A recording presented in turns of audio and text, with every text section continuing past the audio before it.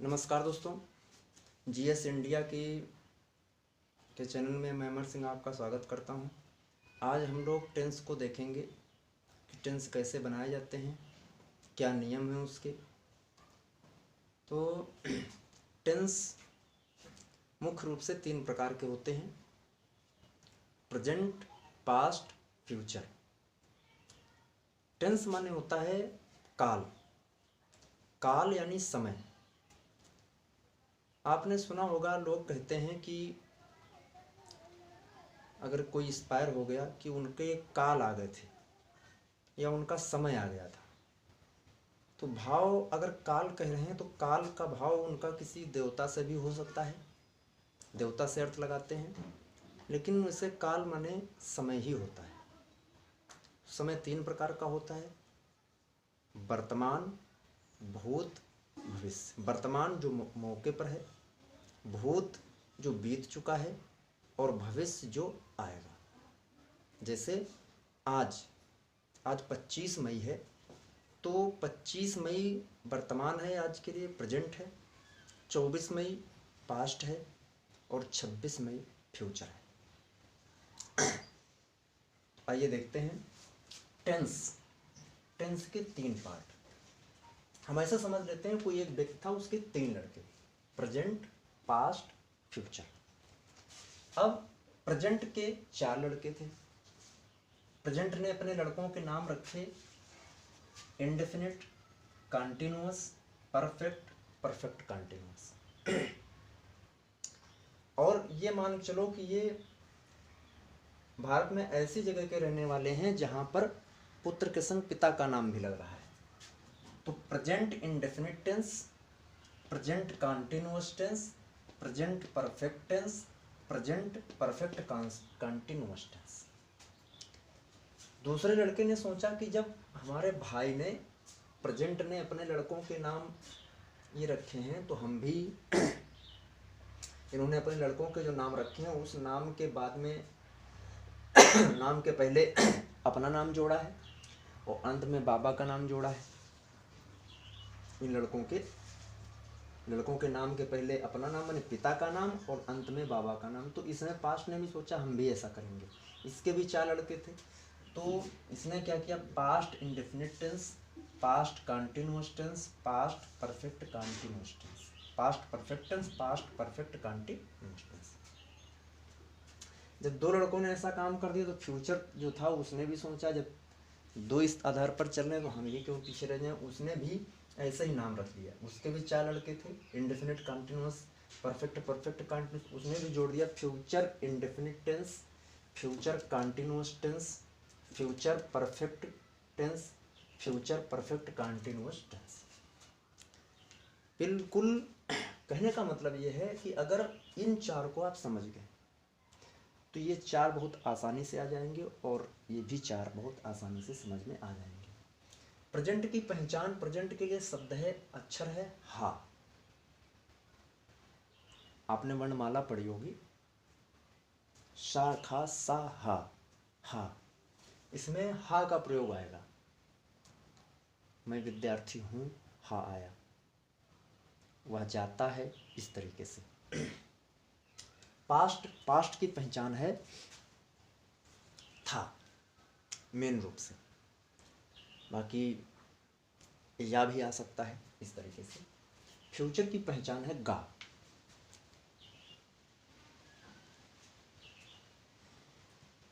अब इनके जो पार्ट हैं, इंडेफिनिट, इंडेफिनिट की पहचान ता, कंटिन्यूअस की पहचान रहा, कंटिन्यूअस माने ही जारी रहना। परफेक्ट की इसमें चुका, चुकी ऐसे शब्द आएंगे। परफेक्ट कंटिन्यूअस, कंटिन्यूअस तो है ही, तो रहा ऐसा शब्द होगा, और इसमें परफेक्ट को प्रदर्शित करने के लिए समय दिया होता है।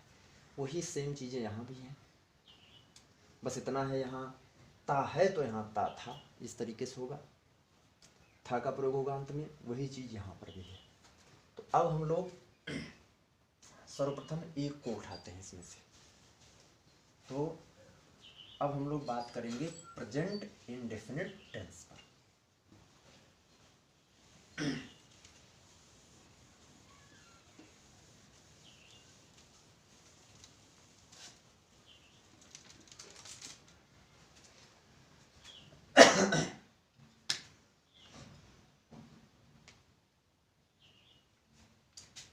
ध्यान रखना, जिस वाक्य के अंत में ता है, ती है, ते हैं शब्द आते हैं, जिन वाक्यों के अंत में ता है, ती है, ते हैं आदि शब्द आते हैं, उन्हें प्रेजेंट इंडेफिनिट टेंस कहते हैं। बनाने का नियम क्या है? बिल्कुल ही सिंपल नियम है।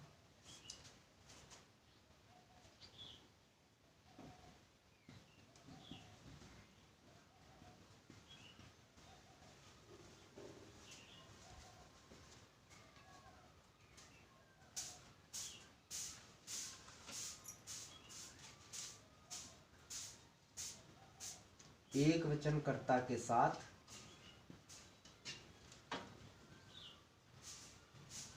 मेन वर्ब में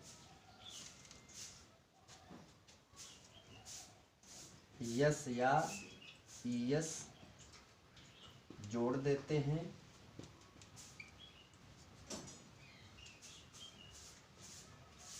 और बहुवचन में नहीं जोड़ते हैं।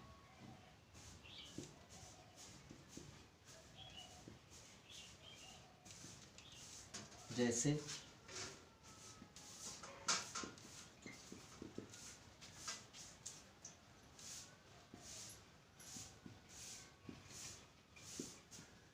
वह जाता है, तो वह जाता है, सबसे पहले आप या सूत्र लिखना चाहें तो ऐसे लिख सकते हैं कि सब्जेक्ट प्लस वर्ब, वर्ब में वर्ब भी हो सकती है, या वर्ब में यस या ईएस प्लस ऑब्जेक्ट, यानी सब्जेक्ट लिखेंगे, उसके बाद में वर्ब की फर्स्ट फॉर्म अर्थात या वर्ब की फर्स्ट फॉर्म में यस या ईएस जोड़ेंगे जैसा नियम होगा, और प्लस ऑब्जेक्ट। तो वह जाता है, वह में सब्जेक्ट क्या है, कौन जा रहा है, वह जा रहा है, तो ही। अब ही है एक वचन, जब एक वचन है लिखा है एक वचन कर्ता के साथ मेन वर्ब की फर्स्ट फॉर्म में, ये लिखना चाहिए मेन वर्ब की फर्स्ट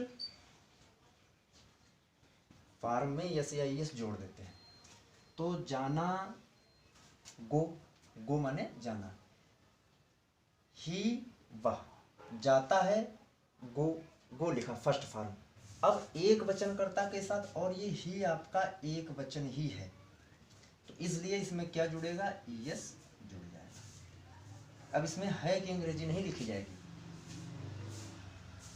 देखो लिखा है जिस वाक्य के अंत में ता है, ती है, ते हैं आदि शब्द आते हैं उन्हें प्रेजेंट इंडेफिनिट टेंस कहते हैं। बनाने का नियम क्या है, एक वचन अगर करता हो तो एक वचन कर्ता, सबसे पहले कर्ता लिखिए आप, उसको फिर देखिए एक वचन है कि बहुवचन। अगर बहुवचन है तो यस या ईएस नहीं जोड़ना है, अगर एक वचन है तो जैसा नियम हो यस या ईएस उसमें जोड़ना है, अगर आगे वाक्य लंबा है तो आगे चीज बढ़ानी होगी। तो ही कोच बन गया। दूसरा देखते हैं, मैं जाता हूं। अब इसमें आई आ गया, सबसे पहले लिखा मैं की अंग्रेजी आई बहुवचन में आता है, तो जब आई बहुवचन में आता है तो इसलिए हम जाने में यस या यस का प्रयोग नहीं करेंगे, आई गो। या लंबा अगर वाक्य है, किसी को और बढ़ाना हो, मैं बाजार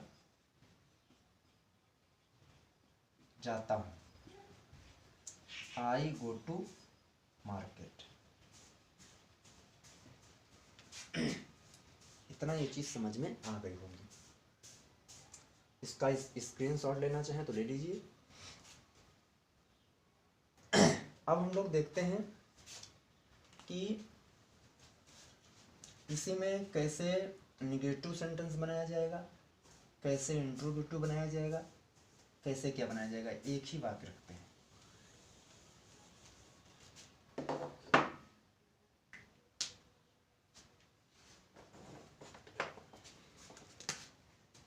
वह जाता है, ही गोज। अगर इसी को हम कर दें कि वह नहीं जाता है, तो क्या होगा?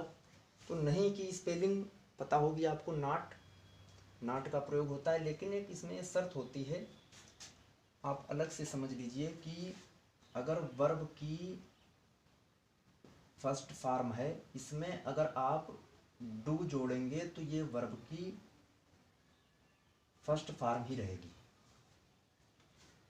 अगर वर्ब की फर्स्ट फॉर्म में डज जोड़ेंगे तो वर्ब की फर्स्ट फॉर्म में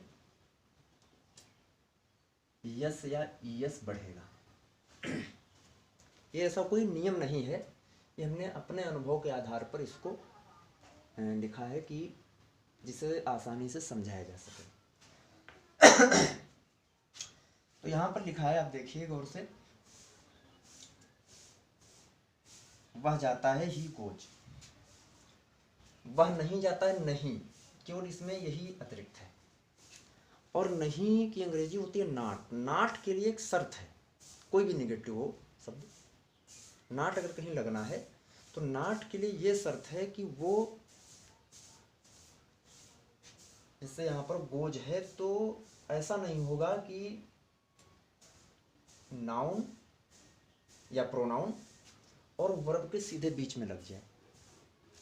नॉट का प्रयोग जब भी होगा तो दो वर्ब्स के बीच में होगा, इधर भी वर्ब इधर भी वर्ब, बीच में उसका प्रयोग होगा। यानी मेन वर्ब इधर रहेगी, उसके पहले नॉट, और उसके पहले दो दो वर्ब तो हो नहीं सकते, तो हेल्पिंग वर्ब होगी, लेकिन नाम उनका वर्ब ही होगा। दो वर्ब के बीच में नॉट का प्रयोग होगा। अगर हम इसमें ये लिख दें कि ही नॉट गोज, तो ये गलत हो जाएगा। क्या गलत हो जाएगा?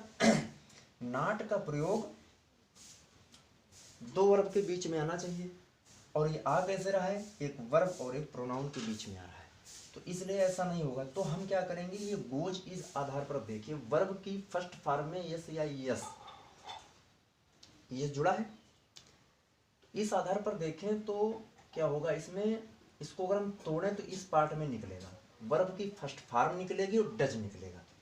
तो हम इसमें क्या करेंगे कि जो गोज है, इस गोज को तोड़ लेंगे। जब इस गोज को हम तोड़ लेंगे तो ये गो प्लस डज बन जाएगा। गो रहेगा मेन वर्ब और डज बनेगा इसमें हेल्पिंग वर्ब। अब क्या करेंगे, हमारा काम हो गया, हमने लिखा ही डज, अब नॉट का प्रयोग कर देंगे, ही डज नॉट गो, वह नहीं जाता है। सामान्यतः जब नियम होते हैं तो नियम में यही लिखा होता है कि एक वचन कर्ता के साथ डज नॉट और बहुवचन कर्ता के साथ डू नॉट का प्रयोग करते हैं। ठीक है, वो आपको लिखना भी है कि अगर निगेटिव सेंटेंस हो तो एक वचन कर्ता के साथ डज नॉट और बहुवचन कर्ता के साथ डू नॉट का प्रयोग करके वर्ब की फर्स्ट फॉर्म का प्रयोग करते हैं। लेकिन ये समझाने के लिए हमने ये चीज़ अपनी तरफ से आपको बताई। उम्मीद है समझ में आ गया होगा। क्या आया? वह जाता है, ही गोज।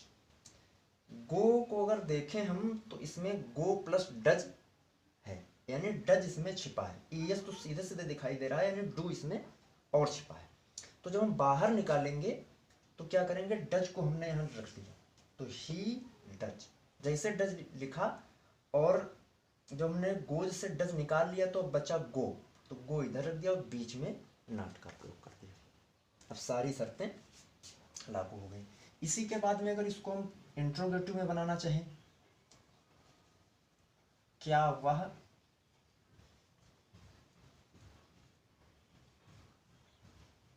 जाता है, क्या वह जाता है।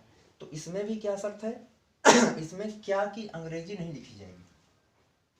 अगर वाक्य में क्या शब्द पहले आ रहा है तो उस क्या की अंग्रेजी नहीं लिखी जाएगी। उसमें क्या होगा, जो हेल्पिंग वर्ब होगा उसको उठा के पहले लिखना है। तो अगर ऐसे आप देखेंगे ही गोज, तो इसमें हेल्पिंग वर्ब समझ में ही नहीं आएगा। तो आपको क्या करना है, ये रूप तो आपको ध्यान में रखना ही होगा। तो इसलिए ये डज हम पहले उठा रखेंगे। अब ये तो आपका निगेटिव था, ही डज नॉट गो, वह नहीं जाता है। इसमें ये तो लिखा नहीं है कि क्या वह नहीं जाता है, इसमें है क्या वह जाता है, मतलब वह जाता है, वह जाता है। इसमें क्या शब्द जोड़ा गया है, तो उस क्या की अंग्रेजी नहीं लिखी जाएगी। होगा क्या, इसमें से जो ईएस वाला फॉर्म है, डू निकले या डज निकले, जो भी निकल पाए वो निकाल के पहले उठाना है, रखना है। पहले जब आप रख देंगे, ये डज उठा के हमने यहाँ रख दिया। अब ही का प्रयोग, डज ही। अब सिस्टम से चलेंगे, नॉट तो है नहीं तो इसे नॉट छोड़ देंगे, गो क्वेश्चन मार्क बन गया। अगर प्रश्नवाचक वाक्य है, प्रेजेंट इंडेफिनिट टेंस का प्रश्नवाचक वाक्य दो प्रकार के होते हैं, एक साधारण प्रश्नवाचक और दूसरे को WH पूछ कहते हैं। उसमें जो क्यों और कैसे, ये भी जो शब्द हैं ये बीच में आते हैं। वो क्यों जाता है, ऐसे आते हैं। तो अगर बीच में शब्द आ रहा है तब तो उसकी अंग्रेजी लिखी जाएगी, लेकिन अगर पहले प्रश्नवाचक शब्द आ रहा है तो उस शब्द की अंग्रेजी न लिख करके, बल्कि जो भी हेल्पिंग वर्ब हो रहा होगा, नियम में तो ये होगा कि शुरुआत में डू या डज का प्रयोग करते हैं, वही नियमानुसार कि एक वचन अगर करता हो तो डज, अगर बहुवचन हो तो डू। तो ऐसे कहाँ तक याद रखेंगे आप, सीधे ये समझिए कि वर्ब की फर्स्ट फॉर्म में अगर डू जोड़ दें तो वर्ब की फर्स्ट फॉर्म ही रहती है। वर्ब की फर्स्ट फॉर्म में अगर डज जोड़ दें तो वर्ब की फर्स्ट फॉर्म में यस या यस बढ़ता है जाके। तो गौर से देखिए, तो इसमें क्या लिखा है, he does go, he does go. और जो हमने इसको किया, क्या वह जाता है, तो डज ही गो, वही लिखा है does he go, question mark लगा दिया। अब इसी से थोड़ा और बढ़ते हैं आगे, वह क्यों जाता है, वह क्यों जाता है। अब इसमें क्यों की अंग्रेजी लिखी जाएगी प्लस ये भी चलेगा। अर्थात अगर समझे तो इसका क्या अर्थ है कि क्यों क्या वह जाता है। सबसे पहले क्यों की अंग्रेजी वाई, वाई। अब ये पूरा यही बनेगा, यानी वह क्यों जाता है, इस क्यों की अंग्रेजी तो लिखी ही जाएगी, प्लस जो इसके पहले आप ये पढ़ चुके हैं ये तरीका, ये पूरा यहाँ पर फॉलो होगा। तो मन में आप ऐसा सोचेंगे, अगर लिखा है वह क्यों जाता है तो इसका होगा क्यों क्या वह जाता है, वाई डज ही गो, ये तरीका है। अगर नॉट का प्रयोग होता है इसमें, क्या वह नहीं जाता है, तो डज ही नॉट।